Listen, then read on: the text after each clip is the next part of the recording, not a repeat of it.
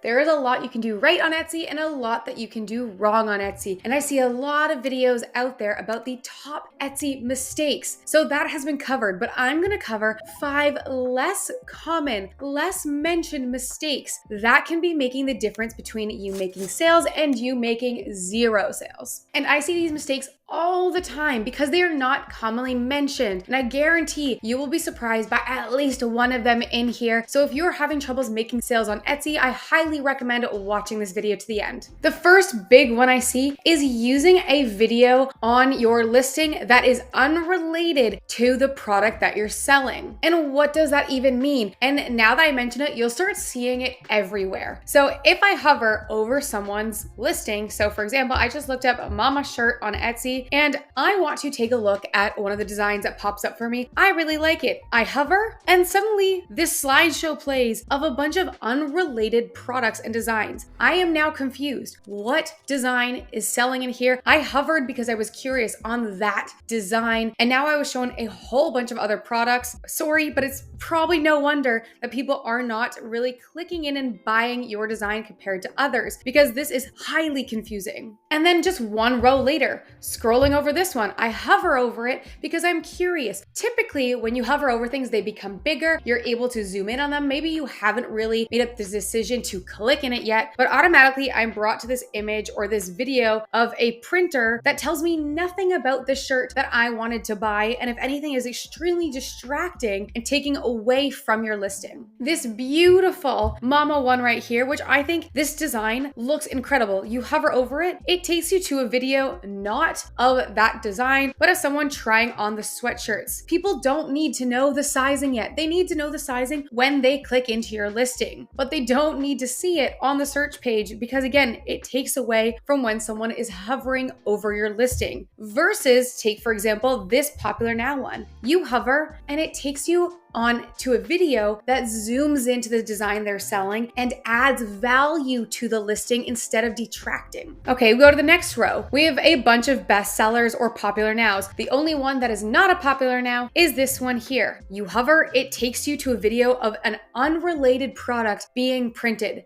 Versus if I take a look at this mama bear one, we get to see the different colors. We get to see a different version of the exact design that we wanted, including a zoom in on the design. Again, this is adding value and make me want to click more versus if I hover and it takes me away, I'm probably not going to click into this design. We have this one here. You see it, it looks wonderful. You hover because you're curious. It's just a natural thing that we do when we are searching. We've been trained to hover and usually that's going to give us a close-up. It's going to let us learn more about the product. And for this one, it gives us a slideshow of the other options for this design, which is very good and actually what I do for my listings. If I don't have an actual video of me zooming in on the product, then I make a slideshow of my mock-ups so that people are more enticed to click. And this is actually my reasoning, though this is so common on Etsy, but this is the reasoning that I am against using size chart videos. You'll see this actually happens, yes, for a few bestsellers out there, but I still think it's detracting away from the design. We have this one, you hover, you wanna see it. Okay, we're getting the fit guide, which great, it's nice, but I don't really care about that yet. I want to see the design first and know if I want to purchase it. So instead what I do is I have a photo size chart and fit guide, and I don't use my video for that. My next one's also a little controversial, but based on what I've read and what I've experienced myself, it is true. And that is offering too many options in one listing. In fact, when I first started on Etsy on YouTube, people were recommending only having one color option per listing. I've expanded that quite a bit and I now have 5 to 7 color options in every listing. But going above that, I have not found to be helpful. Taking a look at all of my research, 90% of my sales are of the color that your first main mockup is. because people clicked into your listing because of that color. So they're going to purchase that color. If you just have like a color chart and your color chart has 30 different colors in there, people are probably only going to buy the ones that you have a mock-up photo for. So I keep my color options very limited and I make sure that I have a mock-up for each of them. I've just gone into Printify Insights and I've grabbed the top selling colors of every single product that I sell and I list the top 5 of those ones. You don't need to offer people 3 different shades of reds, 3 different shades of gray. It actually detracts and creates what's called decision fatigue. Instead of getting more sales, you're actually going to get less sales because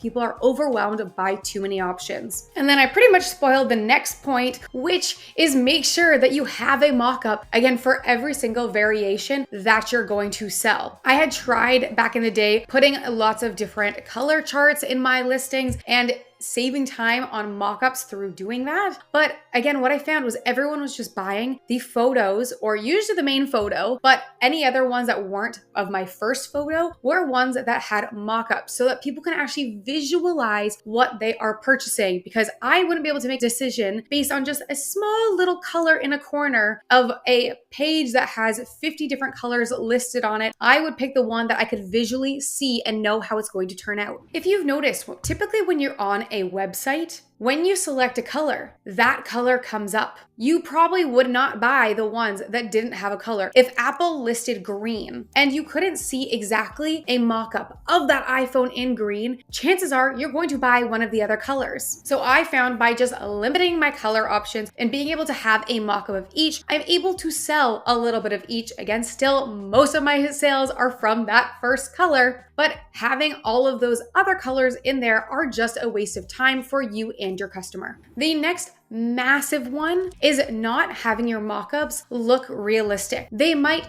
be laid on top of your mockup correctly, but if your mockup has a different lighting, if your mockup has slight wrinkles to it, if your mockup model is turned at all to the side, it just does not look realistic. And the less realistic it looks, the more unlikely that is to sell. So when I am shopping for mockups, the first thing that I'm looking for is to make sure that it is smooth, the lighting looks right, that I can fit my design on the mockup. Some of the folded designs actually won't fit some of my designs. So I am constantly having a very specific eye and filter when looking through mockups to purchase. But if you really, really, really like a certain mockup and you want it for your design, but it does have those wrinkles, the hair in the way, I actually use Photopea to alter my design to be edited to match the lighting and the flow of the shirt using Photopea, which is pretty much an online version of Photoshop. I'm going to link that video up after this one so you can give that one a watch. I will not do this to all of my photos because that's going to take forever. But if I'm doing a mock-up for social media or I just really like it as my main photo, then I will take the extra time sometimes to make it look more realistic using this type of photo editing software. My next one is going to shock you, but it's also going to make you very, very happy. And that is to stop fighting with your competitors based on price. Stop lowering your price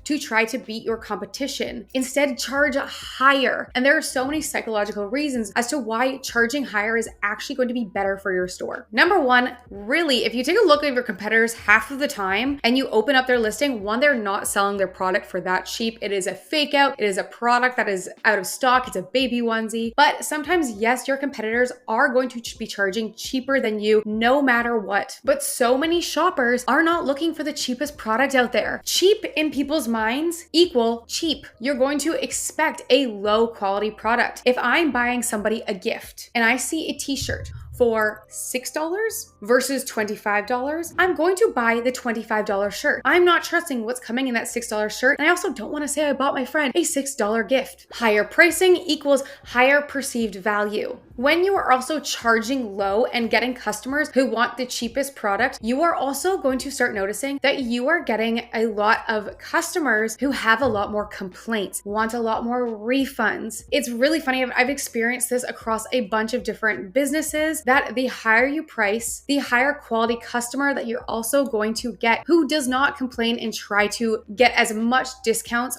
from you as possible, meaning you also get less customer service that you have to answer. Also, when you charge higher, though you might not get as many sales, you are getting a lot more profit, which means you can still be more profitable on a month-to-month basis, having to sell less with less customers, with less complaints and less refunds, and still make more than the person charging $6 for a shirt. Typically, when people are shopping on Etsy, they're not looking for the cheapest product. And that's why sometimes, yes, you are going to see products like sweatshirts that sell for $9 and they're best sellers, though I doubt that product is actually $9 when you check out. But then how come the same product can also sell for someone for $31 and they're also charging shipping? Again, looking through different listings, we have this shirt here, $25 plus shipping, is a bestseller. We have other ones that are $9, not a bestseller. Some at $15, we have some at $19. This bestseller for $34. If you go through bestsellers, you're going to see a wide range of different pricing strategies. But again, personally, I like to charge higher. I think my niche wants higher quality products, and that's what I'm going to offer. So instead of stressing about pricing, make your listing look better than the others. Add some extra value to your design. Add all the information that someone might need to your listing. Use high quality mock-ups. Just make your listing look higher value, spend some extra time on your branding, and then moving forward, you can sell things for higher, make more profit, and have less customer service to deal with. My main competitor in my niche actually charges even higher than I do, and I charge higher than majority of people on Etsy, and they charge about $10 more per product than me, and they make way more sales than me, but they have killed it with their mock-up game, with their branding game. Their listings look fantastic, so I have to give it to them. So don't just put out anything and by pricing it higher, expect it to sell. Again, you have to put in the effort into your listing, but stop fighting for the bottom of the barrel to charge cheaper and cheaper and cheaper, because that's usually everyone's first concern when selling on Etsy. How am I going to charge for this cheap and still make a profit? You don't. You're not going to be charging that cheap. You're going to be offering something